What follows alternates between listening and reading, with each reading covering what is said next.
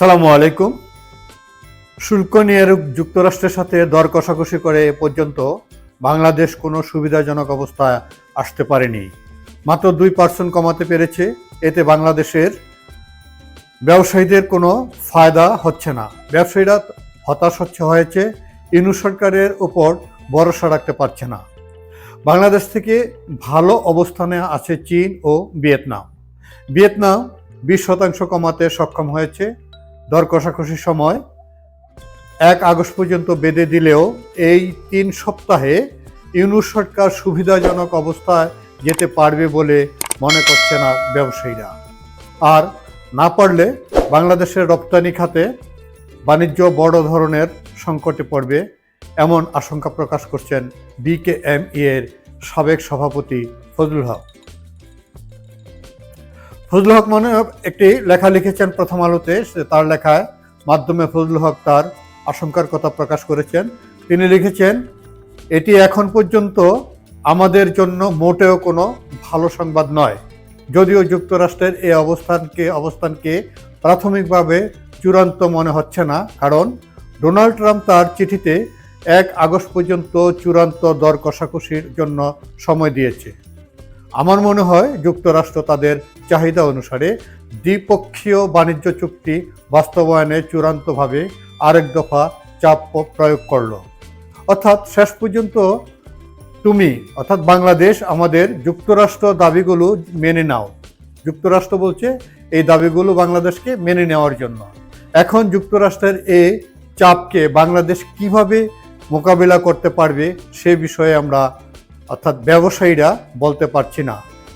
এই কথা ফজলুল হক বাংলাদেশের ব্যবসায়ীদের মনের কথাই বলছেন। তিনি মনে করেন শুল্ক নিয়ে দর কষাকষির পুরো প্রক্রিয়ায় ব্যবসায়ীদের সম্পৃক্ত করতে পারত সরকার। সম্পৃক্ত করা উচিত ছিল, কিন্তু সরকার তা করেনি। এমন সমন্বয়হীনতার কারণে দেশের ক্ষতি বয়ে আনছে সরকার। ব্যবসায়ী নেতা ফজলুল হক মনে করেন বেসরকারি খাতে সম্পূর্ণ উপেক্ষা করা হয়েছে। এটা খুবই দুঃখজনক। যুক্তরাষ্ট্রের সঙ্গে শুল্ক নিয়ে দর কষাকষির জন্য দেশটিতে বাংলাদেশ সরকারের একটি প্রতিনিধি দল রয়েছে, অথচ ওই দলে বেসরকারি খাতের কোনো প্রতিনিধি নেই। শুল্ক ছাড়ের বিষয়ে সরকার সিদ্ধান্ত নেবে, এটি ঠিক। তবে বাড়তি শুল্কে দেশের ব্যবসায়ীরাই আমদানি রপ্তানি বাণিজ্য করবেন। ফলে দর কষাকষির প্রক্রিয়ায় বেসরকারি খাতের একজন প্রতিনিধি অবশ্যই থাকা উচিত। ওই প্রতিনিধি দলে যারা নেতৃত্ব দিচ্ছেন তাদের মধ্যে বিশেষজ্ঞ লোকও সেভাবে নেই। এ দর কষাকষির প্রক্রিয়ায় যুক্তরাষ্ট্র থেকে লবিস্ট নিয়োগ করা যেত। এমনকি আমাদের দেশেরও অনেক বিশেষজ্ঞ ছিলেন যাদের প্রতিনিধি দলে রাখা যেত।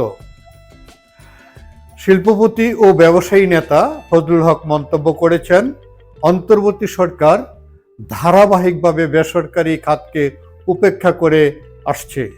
এ সময়ে বিভিন্ন ইস্যুতে বেসরকারি খাতের অংশগ্রহণ খুবই কম। ফলে শুল্ক নিয়ে আলোচনায় বেসরকারি খাতকে উপেক্ষা করা নতুন কিছু নয়, আগের ধারাবাহিকতা এটা। বাংলাদেশ থেকে আমরা কোনো মতামত দিতে পারছি না, কারণ আমরা আসলে জানি না শুল্কের দর কষাকষি নিয়ে ওখানে ঠিক কি হচ্ছে। ট্রাম্প পাল্টা শুল্ক 37 থেকে কমিয়ে 35% করেছেন। এটি আসলে কিছুই নয়। ট্রাম্প প্রশাসনের নতুন পাল্টা শুল্ক আরোপকে আপাতত আমি দর কষাকষির ব্যর্থতা হিসেবেই দেখছি। কারণ যে শুল্ক কর 2% কমানো হয়েছে তা আমাদের প্রত্যাশার ধারে কাছে যায়নি। 3 মাস ধরে আলোচনার পর আমরা মাত্র 2% শুল্ক কমাতে পেরেছি। এখন বাকি 3 সপ্তাহে আর কতটুকু কমাতে পারবো তা নিয়ে সন্দেহ আছে। আশঙ্কার জায়গা হচ্ছে আমাদের বড় 2 প্রতিদ্বন্দ্বী চীন ও ভিয়েতনাম ইতিমধ্যে আমাদের চেয়ে সুবিধাজনক অবস্থায় চলে গেছে। ভিয়েতনাম তাদের শুল্ক 20% নামিয়ে এনেছে, অর্থাৎ ভিয়েতনাম আমাদের চেয়ে শুল্ক সুবিধায় 15% এগিয়ে রয়েছে। আর অন্য 2 প্রতিযোগী ভারত ও পাকিস্তানের বিষয়ে এখনো যা জানা হয়নি, তবে এখন পর্যন্ত যা হয়েছে তা মোটেও সুখকর নয়।